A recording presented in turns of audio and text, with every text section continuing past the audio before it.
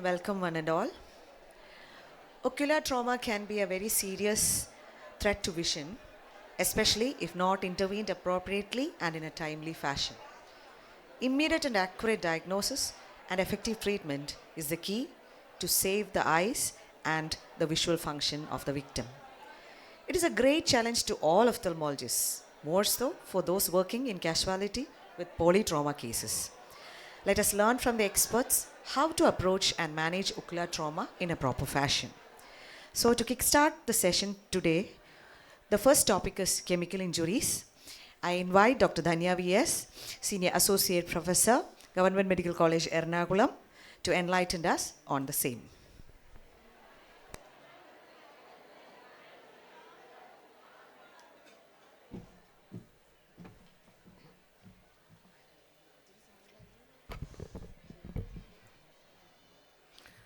A warm good evening to one and all.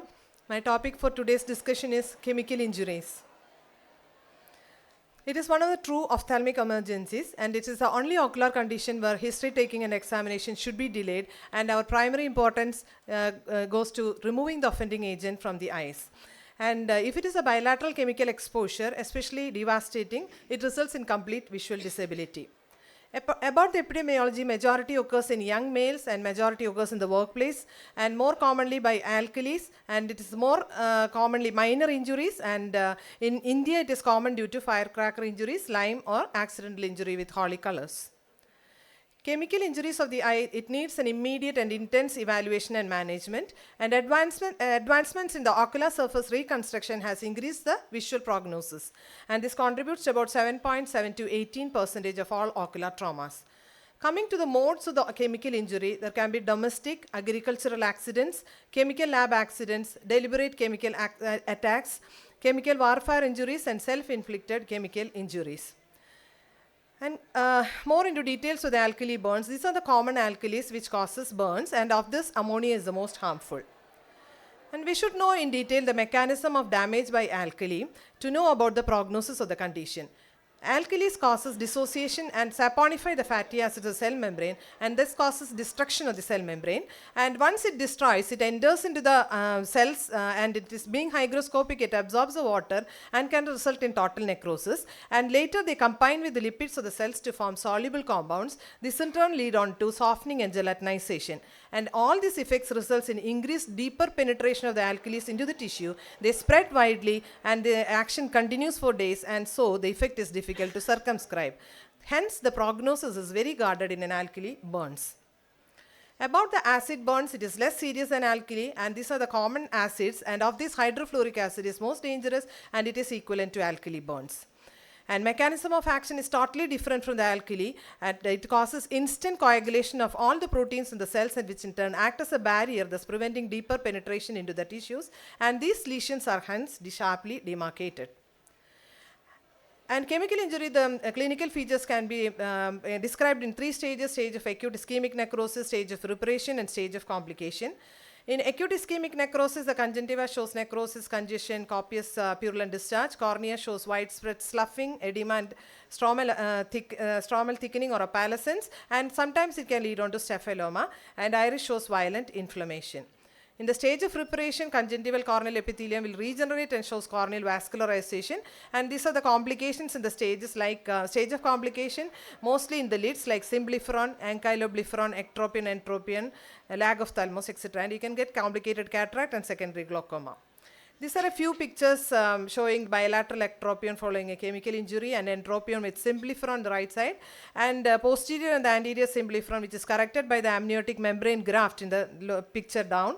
And you can see the joining together of the two lids, upper and the lower eyelids, medially in ankyloblepharon, and total corneal opacity with vascularization. And this is very important, the grading of the chemical burns, and depending upon this is the prognosis of the condition. And there are two types of classification. One is Roper Hall classification, the other one is Duas classification. In Roper Hall classification, mainly we are taking the amount of damage in the cornea as well as the limbal ischemia. And in grade 3, which is a guarded prognosis, there is total epithelial loss with stromal haze, and the iris details are obscured, and the limbal ischemia will be 1/3 to half. And in poor prognosis, according to Roper Hall classification, the whole of the cornea is opaque and nothing is being seen, and more than half of the limbal ischemia is there. You can see the pictures for comparison.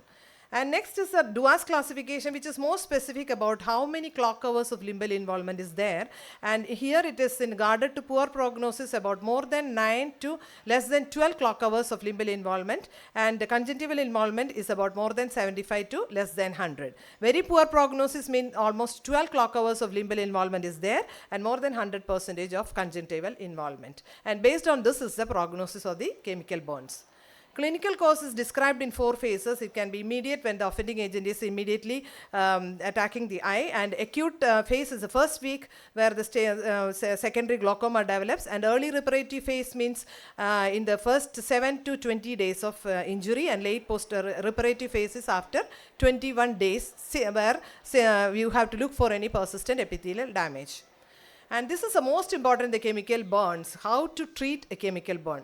And the first thing you have to do is the prevention of the further damage. What all things you have to do for that? Immediate and thorough copious irrigation with available clean water or isotonic saline or ringer lactate. It should be with minimum of 2 liters of water over 30 minutes. If you have diphoterin available, which is a polyvalent amphoteric solution, which is hypertonic, which in turn reduces the corneal edema, this is of course preferred over the tap water, because tap water is not sterile and it is hypotonic because it increases the corneal edema. And the prognosis worsens if the irrigation is delayed, and do not waste time on history taking and examination. The first thing you have to do is the immediate and thorough copious irrigation. And next thing you have to do is a mechanical removal of the contaminant, and this especially if it is Lyme, you have to doubly wert the upper eyelid and look for it, and then you have to remove the trapped particles after putting local anesthesia. And debridement of the contaminated and the necrotic tissue has to be done to promote reepithelialization. The second most important thing is how to maintain favorable conditions to promote healing. These are all the drugs which you have to use for the chemical injuries, and I will be going into details about that. And topical antibiotic drops definitely to prevent secondary infection, and steroid eye drops usually given to reduce inflammation and anti-uveitis, and but it should not be given for more than 2 weeks as it interferes with collagen synthesis. Cycloplegic like atropine to reduce the inflammation, and also to relieve the spasm and to reduce inflammation. Ascorbic acid to promote collagen synthesis, and sodium citrate topical eye drops stabilizes neutrophils and reduce collagenase release. Preservative lubricants in plenty, autologous serum which provides growth factors and also promote healing. And you have to prevent the formation of the symblepharon by sweeping a glass rod smeared with ointment twice daily in the upper and the lower fornices. Acute phase management, topical steroids inhibit the reepithelialization, so frequency have to be decreased after 1 week, or you have to switch on to progestational steroids or medroxyprogesterone, which reduces the effect on the stromal repair. About the new advances in the management, which contains plenty of growth factors to promote epithelialization, you can use 20% of autologous serum, umbilical cord serum, then platelet-rich plasma and amniotic membrane. And late reparative phase treatment, if the injured eye hasn't achieved intact epithelium by 21st day, as I told you, there is significant risk of permanent visual loss. And this needs surgical intervention like debridement, conjunctival advancement, alloslat, tissue adhesives, amniotic membrane graft, and therapeutic keratoplasty.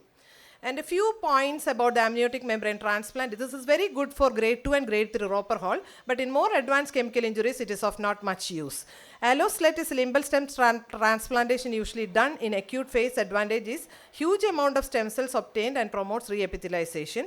So in Roper Hall grades 5 and 6, you have to combine the amniotic membrane transplant as well as alloslat. About the management of the sequelae, if there is a persistent epithelial defect, you have to do a Tennant's advancements first, and over that you have to do an amniotic membrane transplantation. And this is a simple flow chart about the limbal stem cell deficiency, very important. You look for whether it is a unilateral or bilateral. If it is unilateral, whether it is partial or total.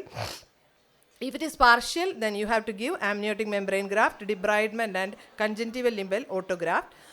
And total means slet, CLAL, and KLAL. And bilateral is cultured cadaveric allograft. And KLAL is keratolimbal allograft. And Boston K-Pro and Comet is cultivated oral mucosal epithelial transplant. Treatment of complications, poor corneal healing, amniotic membrane transplantation, pseudopterygium excision with limbal graft, corneal opacity, keratoplasty should be delayed more than 6 months to allow the inflammation to subside, and in a severely damaged eye you have to do a keratoprosthesis. So the take home message is, it is a true ophthalmic emergency. Thorough wash has to be done when you come across a patient in the casualty, and only then you have to take proper history and assessment, and prognostication by based on the classification of Roper Holland, Duas classification, and treat properly. Steroids being the mainstay of treatment for controlling the inflammation, and game changer is limbal stem cell transplantation, which brings more of stem cells and growth factors, which promotes good epithelialization and healing. Thank you. The next session is by Dr. Marian Poli, Senior Consultant and Head of the Department Orbit and Oculoplasty, Giridhar Eye Institute, Kochi. She is a very humble human being and a prolific surgeon, one of the best in her field. I welcome her for sharing her experience in the management of lid and lacrimal surgeries. Good evening. Thank you so much, Dr. Sindhu and team, for giving me this opportunity. In 7 minutes, I'll just try to finish this lid and lacrimal injuries. So, lid and lacrimal injuries, not a acute emergency, but optimum to repair within 24 hours. So, there are some few principles. One, reapproximate the tissues as accurately as possible, close with the minimum tension, obliterate the dead space. If there is dead space, blood can collect, it can cause infection, as well as the wound can reopen. Then layered repair is always preferred because it gives a very good scar. Then good lighting and hemostasis. So first, when we see, always explore the wound. Even if you think the wound is very small, always explore the wound. Sometimes what we can do is, it is very painful. We can give little local infiltration and explore the wound for foreign bodies mainly. Then copious irrigation, removal of any dust particles. Then determine the depth and check the alignment of tissues to see any tissue loss is there or not. So after alignment, so in this, if you see, there it looks like there is a tissue loss, but when you realign, there is actually no tissue loss. So he did well. So coming to superficial and deep laceration not involving the margin, simple closure or layered closure depending on the depth of the wound. We can use 6-0 vicryl for orbicularis and silk, nylon or plain gut for skin. Then interrupted or running suture, always try to evert the skin edges. The thing is, if you evert the skin edges, you will get a good scar, because the scar will always go for contraction, fibrosis, and goes depression. If you don't evert, you can get a depressed scar. And main thing is, should not close the septum. Undermine the edges if there is difficulty in closure. That means that the wound is under tension, and suture removal in 5 to 7 days. So coming to the lid margin, first before I go to the lid video, so try to understand the anatomy of the lid margin. There's a posterior edge, then meibomian gland orifices, then gray line, then lash line. So basically, meibomian gland orifices, gray line, and lash line we have to keep in mind for the margin tear repair. So first, there's a triple suture technique. First is meibomian gland orifice, gray line, then lash line. So this is a small video. Under local infiltration, this is a full thickness lid tear. Go through meibomian gland orifice, far, near. So once it is come out, have to go to the orifice. Otherwise, there is irregularity in the lid margin, which later can lead to all the problems sometimes. So what I do is 2 glands away and then 1 gland come out through the nearest gland. So this is actually the cardinal suture. If this suture is correct, then you are all right. So once the lid margin is stabilized, then suture the tarsus with absorbable suture. We can use 6-0 vicryl, and make sure it should not go full thickness. If it goes full thickness, it can rub on the cornea and causing all the corneal problems. You can take 2 or 3 sutures in the tarsus. So once it is done, then suture the orbicularis. So what I do is, I try to put inverted sutures. That means the knot goes posterior. And it gives a very good approximation of the skin. See, the skin is approximated. So complete the orbicularis suture. Then go to the lid margin. So now in the lid margin we have taken only 1 suture, and then I kept it loose, so tighten it. Then take the next suture. I take one suture anterior and one suture posterior. This is the posterior suture. It gives a very good alignment of the posterior lid margin.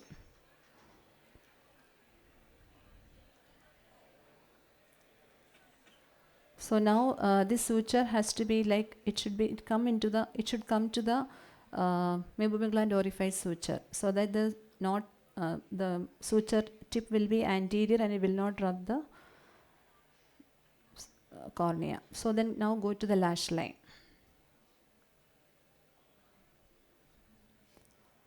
So once the lash line suture is done, keep all the sutures in the anterior part. Then finally, so you can see the eversion of the edge. Then complete the suturing by closing the skin with non-absorbable and put the other lid margin sutures into that skin suture, so that none of the sutures will irritate the cornea. This is the final end of the repair. In pediatrics, use absorbable sutures and tag the long end of the suture to the lid skin so that it will not irritate the surface.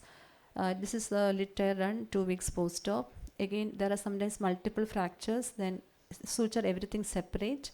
So coming to the repair of the canaliculus, here the main challenge is to identify the distal end of the canaliculus. It's very easy, to be frank, under microscope. First dilate the punctum. I use mini monoca, it's a monocanalicular stent. So now how to identify the distal end. So now you can see in this, so the fibers of the orbicula is done like in a circular fashion. In the middle of that you can see a uniform surface with the pale pink. So that's the distal end of the canaliculus, and then put the tube and do the pericanalicular suture with the 70 Vicryl and then close the wound as per the lid tear repair. Coming to levator injury, suspect when you see fat in the wound. And how to identify the levator? Ask the patient to look up and down so that the levator will move along with the movement. So once the levator is identified, suture it with 60 Vicryl and then complete the lid as per the lid. So this is levator injury, you can see, and after repair there is a total ptosis. It has improved, and after 6 months we did a levator resection. Coming to eyelid avulsion, sometimes you can get the total loss of lid. If possible, try to retrieve the lid from the injured site and resuture it. Otherwise, you have to go for lid reconstruction methods. Medial canthus, you can get associated along with the canalicular injury. So you have to fix the canthus to the medial canthal tendon. It'll take only 1 minute. So coming to complications, you can get lid notch. If not sutured properly, you have to revise with wedge resection. So this is the problem. If you incorporate septum in the wound, you can get lag of thalmos. This has to be revised immediately within next day or within 2 days. Misalignment of tissues, you can get sometimes. You have to realign the tissues and then suture it. Lateral canthus also have to be very careful. You have to attach the canthal tendon to the lateral canthus. Otherwise, you can get ectropion and other problems. So to summarize, you can get an excellent outcome if you do a very meticulous surgical technique. Thank you. Thank you, madam, for the informative talk. The next session is by Dr. Minu Mathan, Senior Consultant, Cataract and Refractive Surgery in Chaitanya Group of Hospitals. He is a stalwart in cataract and very famous for his interesting videos. I welcome you, sir, for your session. Good afternoon, ladies and gentlemen. Sorry for the satire because I have to go to OPL after this. So can you have my son? And thanks Dr. Sindhu for the invite. And ഇപ്പം sir തോമസരൻ sir ചോദിച്ചാൽ വഴിതെറ്റി വന്നതാണോ എന്ന് ചോദിച്ചു. വഴിതെറ്റി വന്നതല്ല, ലെൻസിനും trauma സംഭവിക്കാം എന്നുള്ളത് നമ്മൾ മനസ്സിലാക്കണം. Lens also can get injured. ഇവിടെ നോക്കിയൊന്നും കാണാൻ പറ്റില്ലല്ലേ? Okay, so the lens in trauma. So I was told we should talk about blunt trauma and penetrating injury. So let me talk about blunt trauma. See, this is one case. Sometimes on slit lamp you may see one edge of the lens, but when you are starting off, on inspection you will see that the whole lens is just on the AVF. All the zonules are gone. So and then here there is no point in trying to retain the bag and all those things. So you just need to, we are prepared now. See, the flaps which are already made, and we are going in for a glued IOL in the or a scleral fixated IOL in the same sitting. So we do a lens removal in these cases. But some of them they are attached in most of the places. Here you see 4 to 5 clock hours of zonular loss. So I plug that area of zonular loss with the dispersive viscoelastic. That's the first thing we need to do to prevent the vitreous from coming into the anterior chamber during the procedure. After that, you can fill it up with HPMC or whatever you like, so that you can do a capsulorhexis well. And here there is vitreous in the anterior chamber. So if there is vitreous in the anterior chamber, we have to do a limited vitrectomy so that the anterior chamber is clear of vitreous. And then don't keep on aspirating and cutting vitreous. You lose support to the lens which is on the AVF. So here adequate vitrectomy to clear off the anterior chamber, and then do not take the irrigation out. You don't want more vitreous to come into the anterior chamber. And with the irrigation on, replace viscoelastic, dispersive viscoelastic into that area, so that it again plugs that area, so and the later steps can be done more easily. So this case, sometimes you don't see any equator, but then it is very loose, because many zonules would have been lost, but most of the areas have sparse zonules. So if that is so, then initiating the capsulorhexis is very difficult. Use very sharp needles. Initiate a small flap, and then try to slowly complete it with the forceps, and then you can support the capsulorhexis margin with iris hooks or even capsular hooks, and then complete the case. And after the nucleus is taken, we can implant the capsular tension ring into the capsular bag. I go through the paracentesis, use the second instrument to guide the trailing end into the capsular bag, and you can implant a single piece IOL into the bag, or nowadays I do a 3-piece IOL into the sulcus and capture it in the rhexis margin. So sometimes the pupil doesn't dilate well, and you don't know that what is the extent of this one. So please do use phenocaine or other intracameral dilating drugs, so that you can dilate well in those areas. So see the area of subluxation which you realize on the table. And here this is the use of capsule hooks. These are long ones with the blunted tips. So this tip can go up till the equator, and it can support the equator. So equator being supported by something, and OVDs or the lens supporting the area of zonular dialysis can assist you for stable bag complex during initial part of the phaco. And later on, we can use CTRs to retain the bag more stably, and for long-term stabilization, this CTR will help. And if it is too large, then you may have to fix it with sutures beyond the scope of this talk, so not showing that. But then IOLs can also be injured. See, this whole bag is injured and it is decentered much. So can't do much. It was initially some kind of a wobbly lens. That's why CTR is already in. So these kind of lenses can be fixed. You need not actually explant the whole thing. So there is no vitreous here. So anterior vitreous face is also filled up with dispersive viscoelastic, and prepare flaps. 180-degree opposite is very, very crucial.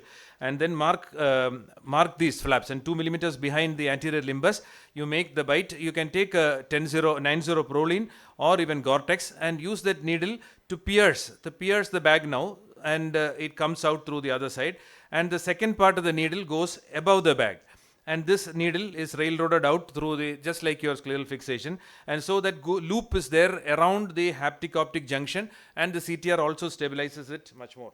And it can be done on both sides, and the flaps can be glued or sutured, and the IOL can. While centering, do not tighten the knots initially itself. Make slip knots and then move it either sides and make it centered, and then lock the knots before you complete the case.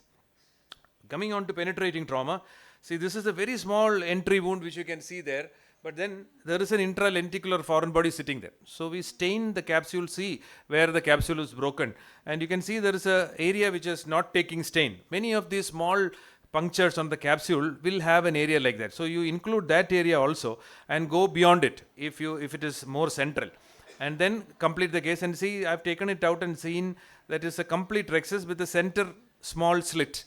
And through that, this foreign body has gone into the one. Luckily, it has not gone deeper enough to cut the posterior capsule, and so the rest of the thing is routine, and you do a regular phaco, and then at the end you can see that is the mark on the cornea, where you can see that the entry point is there. Such a subtle small one through which it can go in. So again, to show you that the cut on the cornea is horizontal, but then see where the break on the anterior capsule is always stained, and see this is a vertical tear. So any way it can present. That is the challenge in trauma cases, where everything can be different. You cannot expect something to be routine. And then here again, there is an intraocular foreign body and they have to go in. And so here you anyway need to stain. See where the capsule is broken, that is very, very crucial. So before putting in HPMC, stain, because with HPMC it will mix with HPMC and you will not know. And then there is already vitreous there, and I'm using it's a speeded up video, don't do it so fast. So vitreous is taken with the vitrector, and after vitreous is gone, the same instrument can be used to aspirate this fluffy lens material. There is no nucleus there, it is just fluffy lens. Whatever drops, let it drop, because anyway you're going to do a vitrectomy. So retain anterior capsule. So I have done the whole thing without touching the anterior capsule. After finishing it, we are enlarging the opening centrally and placing the lens in the sulcus, and the VR people will take over. And last, this is an intraocular foreign body, and they are ready with all the stuff. So I see the opening on the anterior capsule and the total white cataract. So here this is in the periphery. So I make a little eccentric capsular rhexis so that the cut on the capsule is beyond the rhexis margin. So retain it there and don't include it. Having a intact rhexis is very, very crucial. Aspirate as much as possible. But here again, the pars plana entry is always there. They can do the rest of the lens aspiration. See, before IOL placement, they can even bring the intraocular foreign body up, and we can take it out through the main incision and then place the IOL. And thank you very much. Thank you, sir. That was an interesting presentation. So if there is Thank you any for questions, I can answer right now because I have to go to that hall now. Any questions from the audience? No, sir. Thank you.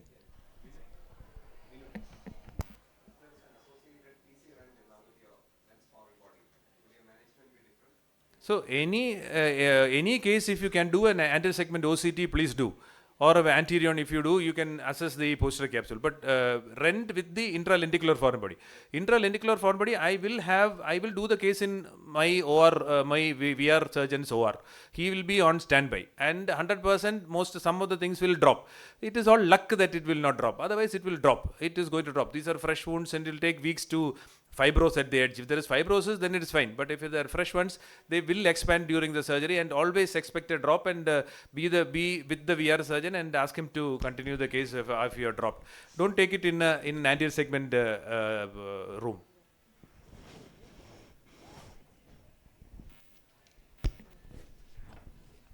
Thank you very much, sir, for coming in spite of your busy schedule.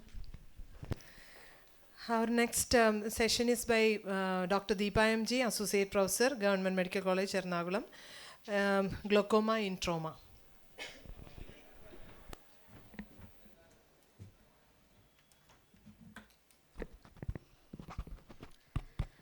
Getting the mic ready after Minu sir's talk, bringing it down from so high. So I'm Dr. Deepa talking about glaucoma in ocular trauma. So the causes of raised intraocular pressure in trauma can be early onset causes and late onset causes. The early ones are hyphema, inflammation, trabecular damage, lens-induced massive choroidal hemorrhage, and chemical-induced changes. And the late causes are a chronic angle closure due to peripheral anterior synec A, angle recession, ghost cell glaucoma, some lens-induced changes, intraocular foreign body, cyclodialysis, retinal detachment, and epithelial downgrowths. So taking one by one, being the common causes first, we all know that trauma in causing uveitis is the most common cause for a secondary glaucoma. It is seen in around 20% of cases, the mechanism being the debris clogging the trabecular meshwork and causing trabeculitis. The IOP may be reduced sometimes if the ciliary body is disrupted or shut down. The treatment is topical steroids along with anti-glaucoma medications, and if persistent, rule out intraocular foreign body or systemic causes for the uveitis. Now, hyphema is the next important cause for a raised IOP. It can be due to the blood coming in from the tears in the iris and ciliary body. The mechanism being the RBCs clogging the trabecular meshwork, increased viscosity of the aqueous due to proteins, trabeculitis, and the large hyphema sometimes may be causing a pupillary block. Late onset glaucomas can be hemosiderotic, hemolytic, ghost cell, etc. This is especially dangerous in sickle cell traits where the high IOP can be there even with a minimal hyphema, and optic nerve damage can be earlier. A late onset glaucoma, which is very common after trauma, is angle recession, where there is a separation between the circular and longitudinal muscles of the ciliary body. There is hydrodialysis, cyclodialysis, hyphema, sphincter tears, etc., which is associated. If it is a less than 180-degree tear, glaucoma is unusual. If it is more than 180-degree angle recession, the patient needs yearly follow-up for late onset glaucoma. If it is more than 240-degree, then there is a high risk for glaucoma. The treatment is by giving anti-glaucoma medications, but usually it may go into something like primary open-angle glaucoma, leading on all the management modalities used in the same. The lens getting subluxated or dislocated can also cause a rise in IOP, especially when there is more than a quadrant of zonular damage. The anterior subluxation causes pupillary block, and it can cause angle closure also. There will be iridodonosis, phacodonosis, irregular depth of the anterior chamber, and sometimes the equator of the lens may also be seen through the dilated pupil. The treatment is a laser iridotomy to relieve the pupillary block, and later on lens extraction with IOL implantation. In chemical injuries also, raised IOP is very common. There is a bimodal pattern in the rise in IOP due to the prostaglandin release, or later on it can be due to the scleral shrinkage or due to peripheral anterior synechiae formation. Sometimes in intraocular foreign bodies, there can be siderosis and chalcosis causing deposition in the trabecular meshwork, leading on to a late onset glaucoma. The treatment is to identify the foreign body with a gonio, fundus evaluation, CT imaging, and then removal of the foreign body. Another late onset glaucoma is ghost cell glaucoma, usually following a vitreous hemorrhage, where the RBCs become ghost cells, that is, they lose the biconvex shape and pliability and become spherical, depigmented, and rigid. They come into the AC through the disrupted anterior hyaloid phase. The treatment is anti-glaucoma medications, and later on they may need trabeculectomy. Hemolytic glaucoma is also due to the byproducts or the degeneration products of the blood getting into the trabecular meshwork and then causing a glaucoma. This occurs weeks to days after the primary hyphema. The treatment is anti-glaucoma medication. If it is in very few days, you can do an AC wash. Sometimes this may lead to even a vitrectomy or a trabeculectomy. The complications related to hyphema and other blood-related complications are optic nerve damage if the IOP is remaining more than 50 for 5 days, if it is more than 35 for 7 days. And there can be corneal blood staining, peripheral anterior synechiae formation, and there is a chance of rebleeding, especially in sickle cell trait patients. Surgical intervention may be required if the IOP is remaining more than 60 for 2 days, if it is more than 50 for 5 days, and if it is more than 35 for 7 days. In sickle cell, the IOP range will be slightly lower. If it is more than 25 for more than 24 hours also, we have to think of intervention. And when corneal blood staining is persistent for more than 10 days also, and in large hyphema in children. The procedure can be a simple paracentesis, irrigation and aspiration, or sometimes when there is a large adherent clot through a large limbal incision, manual expression, cycloextraction using vitrectomy instruments, or even ultrasonic emulsification. In other cases where an acute hyphema is there, conservative management with a head and elevation and bed rest, topical steroids, cycloplegics, and anti-glaucoma medications should work. You can also give antifibrinolytic agents like tranexamic acid. Patching may be done to prevent sunlight converting hemoglobin, and photocoagulation of bleeders with a gonioprism may also be tried. The less common causes of glaucoma include Schwartz glaucoma in RD by the outer rod cells coming to the anterior chamber. Sometimes the epithelial downgrowth in penetrating injuries can lead the epithelial cells abnormally into the anterior chamber, leading to formation of pearl cysts or membranes. Fibrous ingrowth, electrocution leading on to pigment dispersion, radiation causing NVGs later, periocular trauma, or all other conditions. There are some low IOP glaucomas also following trauma, especially when there is a cyclodialysis or a trabecular tear where there is a disinsertion of the trabeculum from the valves. Later on, sometimes a glassy membrane will form over this gap and the IOP may rise. So these are the common conditions leading on to a raised IOP in trauma. A better understanding of this can be very handy in your general practice. Thank you. Thank you, Dr. Deepa. Next speaker is Dr. Sindhu N.M. She is Associate Professor in Government Medical College, Ernakulam, and she'll be speaking about the corneal and the scleral injuries. Good afternoon, everybody. My talk is on management of corneal scleral injuries. Trauma is the second major cause of corneal blindness. It mainly affects the young adults. It not only affects the vision of the patient, but also it's a psychological and economic trauma to the patient and their families. Whenever you get a patient like this with an injury to the cornea involving with or without sclera, all the life-threatening injuries as in polytrauma to be noted, vitals of the patients to be documented, and documentation of the visual acuity after a detailed ocular examination under slit lamp is to be done. The extent of the corneal injury, extent of the trauma and zone should be written, and you should come to a diagnosis depending upon as per the Birmingham eye trauma terminology score system, and you can prognosticate the condition by ocular trauma score, and everything should be documented in detail in view of medical legal purposes.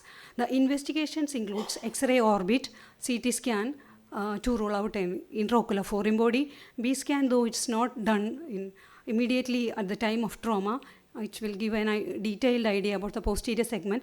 You should do it very gently with a copious amount of gels.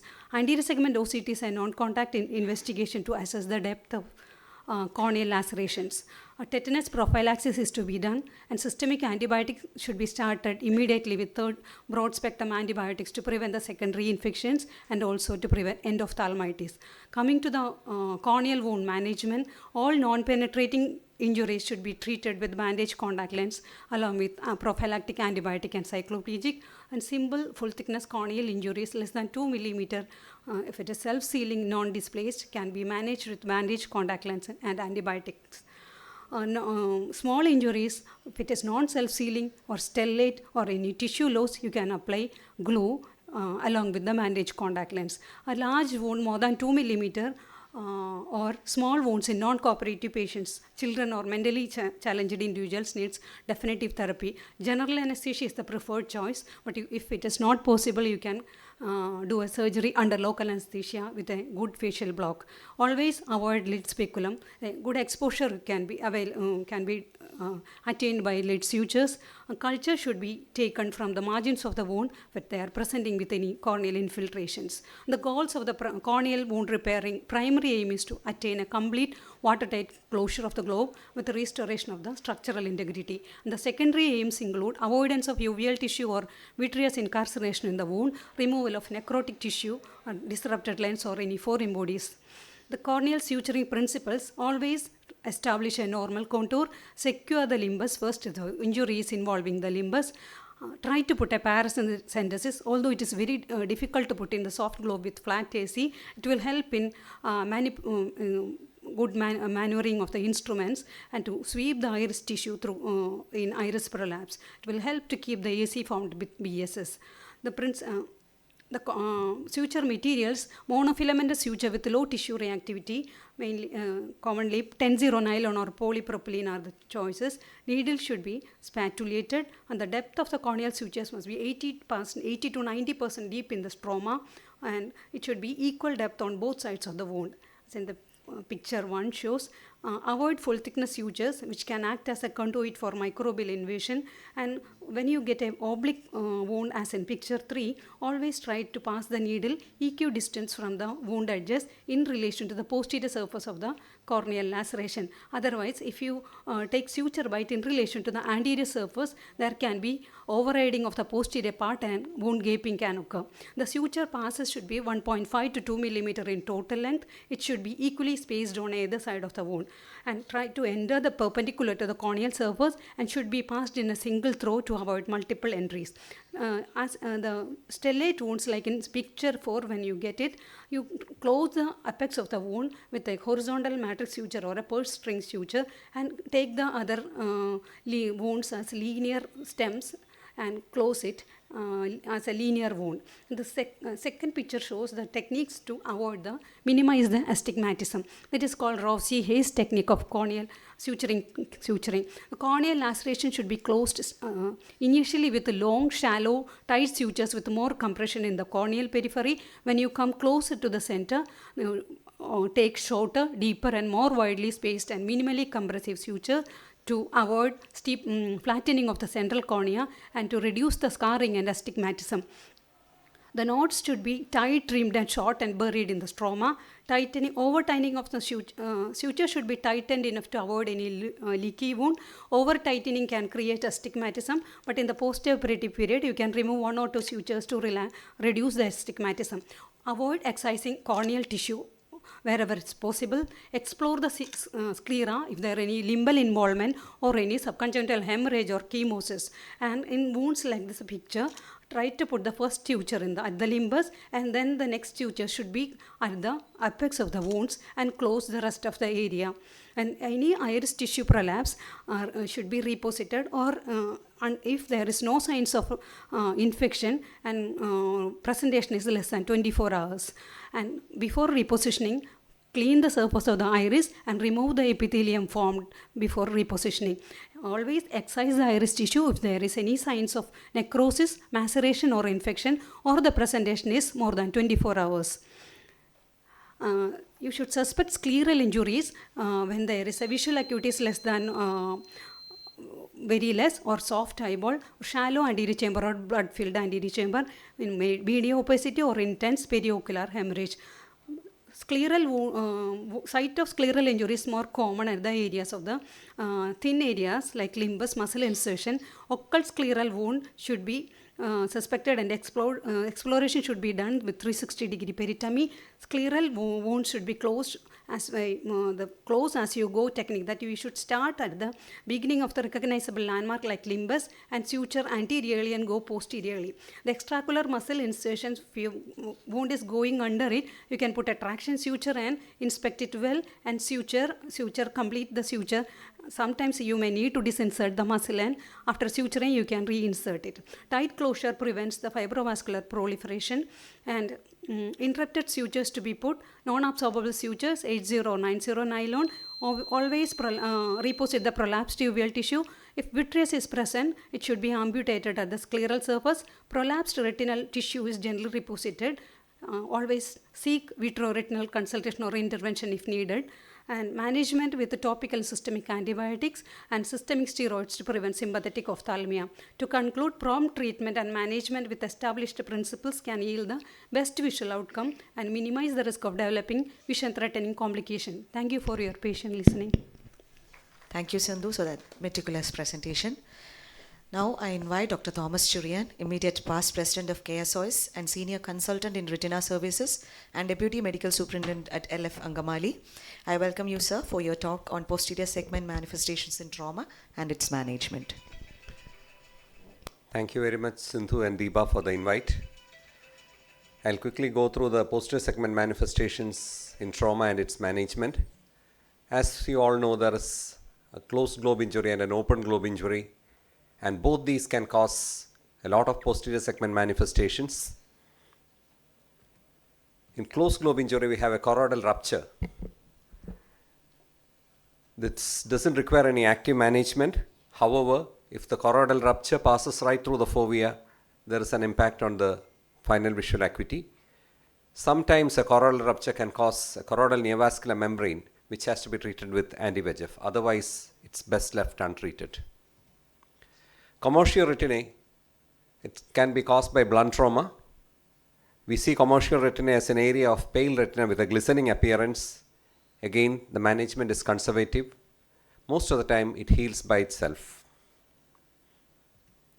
Traumatic macular holes. Due to blunt trauma, you can have macular holes. The visual acuity could be anywhere between 20/30 to 20/400. The difference from the idiopathic macular holes in traumatic macular holes is the possibility of a spontaneous closure. Though it is mentioned in literature as traumatic macular holes can close up to maybe 6 to 9 months, we usually wait for about 2 to 3 months at the most before surgical intervention. And the management, the surgical management is same as that of an idiopathic macular hole, where you go for a pars plana vitrectomy and ILM peel and a fluid gas exchange with a prone position. Retinal dialysis is another posterior segment manifestation of blunt trauma, where there is disinsertion of the retina at the ora serrata. Supranasal is the commonest location, and there could be an associated retinal detachment If there is no associated retinal detachment, you find only a disinsertion, you can manage with a prophylactic laser. If there is a retinal detachment, the option is to go for a scleral buckling. Giant retinal tears can happen after trauma, especially in young individuals. Trauma accounts for about 16% of giant retinal tears. The management of giant retinal tears is again pars plana vitrectomy, unfolding of the GRT with a perfluorocarbon liquid, endolaser to the edges of the giant retinal tear, and a perfluorocarbon silicone oil exchange. I didn't give you the description of a giant retinal tear. Any retinal tear occupying more than 3 clock hours or 1/4 of the retina is by definition a giant retinal tear. You can see retinal breaks in trauma where you can treat it with prophylactic laser photocoagulation. Retinal detachments, you can have it immediately after trauma or after a couple of days or weeks following the trauma. The presenting visual acuity depends on whether the macula is involved or not. If there is only a subclinical retinal detachment localized to 1 clock hour or so, you can have a prophylactic laser photocoagulation around that.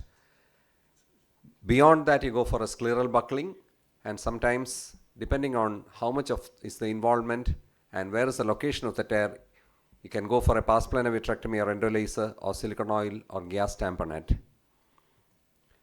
Vitreous hemorrhages can happen in both the closed globe injuries and open globe injuries. Patient presents with symptoms of floaters, visual loss depends on the extent of the vitreous hemorrhage. You have to do a thorough fundus examination to look for retinal breaks. If there is no fundus view, go for an ultrasound B scan to rule out retinal detachment, tears, and choroidal detachment or dislocated lens. If there is a fundus view and if you are almost sure that there are no breaks, then you can go for an observation and conservative management. If you are not sure whether you have a break or not, call the patient back maybe at 2 weeks or 3 weeks. Again look for it till the vitreous hemorrhage clears and you are sure that you are not missing a break. In case where there is no fundus view and B scan shows retinal detachment, vitreoretinal surgery is the mode of choice. Posterior dislocated lens, yes, the only way out is vitreoretinal surgery followed by an iris claw lens or a scleral fixated lens. Optic nerve avulsion is the most disheartening of the injuries which you see. The optic nerve gets avulsed from the lamina cribrosa. Visual acuity is PL or no PL, and there's nothing much you could do about it. It heals by fibroglal proliferation, but the prognosis is extremely bad. Vitreous base avulsion, sometimes you see a bucket handle in the periphery. There's an avulsed vitreous base from the retina and pars plana due to differences in the elasticity. Again, just like a vitreous hemorrhage, go for a thorough peripheral examination. Here, once you have a vitreous base avulsion, the tear could follow. So one examination is not sufficient. Do the examination repeatedly, either till the tear develops or till your PVD extends and completes. Close follow-up is recommended. Chorioretinitis clopataria is by definition a full thickness rupture of the retina and choroid caused by blunt trauma, where areas of white areas of bare sclera can be seen adjacent to the choroidal rupture. In these cases, do a CT to rule out a foreign body. The prognosis depends on the other ocular injuries associated with this, and if there is an intraocular foreign body or retinal detachment, go for the surgical intervention. Open globe injury, the most dreaded problem is intraocular foreign body. Here, detailed history is the most important. Repeatedly ask the patient whether you have seen the object which hit your eye, which has fallen off. If the patient clearly says that I have seen something which hit the eye and I have got it, that means you are almost safe, almost sure that there is no intraocular foreign body. But many times you get like, I was hammering, something hit my eye, nothing was there, that most likely there is an intraocular foreign body. And proper documentation is critical. Patient could be symptomatic, patient could be asymptomatic. There could be a lot of intraocular foreign bodies, there could be high velocity metallic foreign bodies, there could be non-metallic foreign bodies, glass pieces, and the difference is metallic foreign bodies are usually high velocity foreign bodies which goes all the way into the posterior segment, while the glass and wooden foreign bodies usually stay to the anterior segment or in the anterior vitreous face. A careful slit lamp examination is needed to look for a wound of entry. There could be iris holes, there could be lens injuries. Do a thorough fundus examination, look for a foreign body, and if you are not seeing it, go for a CT, which is the most foolproof thing. Ultrasound, yes, but then foreign bodies are better picked up on a CT. And if you are strongly suspecting a non-metallic foreign body, then the better option could be an ultrasound or an MRI scan, but not for a metallic foreign body. There is a high risk of endophthalmitis in intraocular foreign bodies, so intervene early. Prophylactic antibiotics are needed if there is a contaminated wound. Now we have post-traumatic endophthalmitis. It's usually caused when the wound repair is delayed beyond 24 hours, a contaminated wound, retained intraocular foreign body, and also you have to look whether it is an inside-out injury or an outside-in injury. When there is a trauma, when there is a blunt trauma causing a rise in intraocular pressure and the globe ruptures, it is an inside-out injury which is very unlikely to go in for an endophthalmitis. But when there is a sharp object cutting the eye, the sclera goes inside with an open globe injury, that is an outside-in injury which is more likely to cause a post-traumatic endophthalmitis. Again, B-scan, CT orbit to rule out intraocular foreign body, and surgical intervention as and when necessary. I'll go through a surgical video, but I won't go through the entire video. This was a boy who got an injury in a chemistry lab of the school while he was doing an experiment. He had a corneoscleral tear which was repaired, total hyphema, and ultrasound showed a vitreous hemorrhage with a retinal detachment. And here in this one, I first aspirated the hyphema.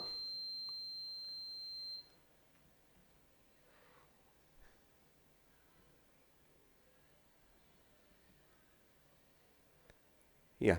When you do the vitrectomy and clear, you find the large retinal tear close to the posterior pole. Now you clear all the debris there. Then there was lens matter which was also cleared. And after you clear the lens matter,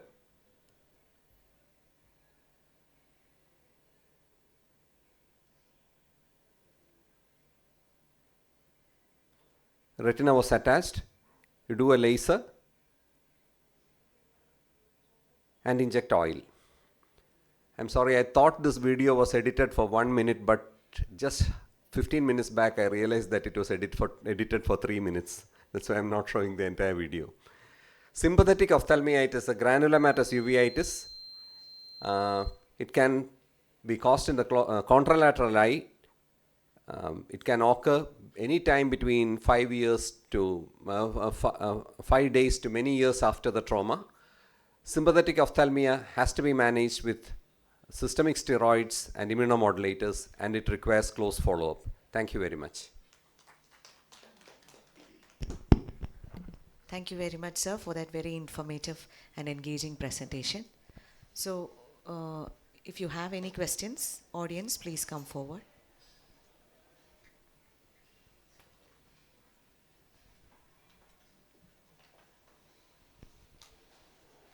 So I assume there are no questions. So thank you all for sparing your valuable time during the OPL and all the glamorous presentations happening outside to be with us here today. Thank you all once again.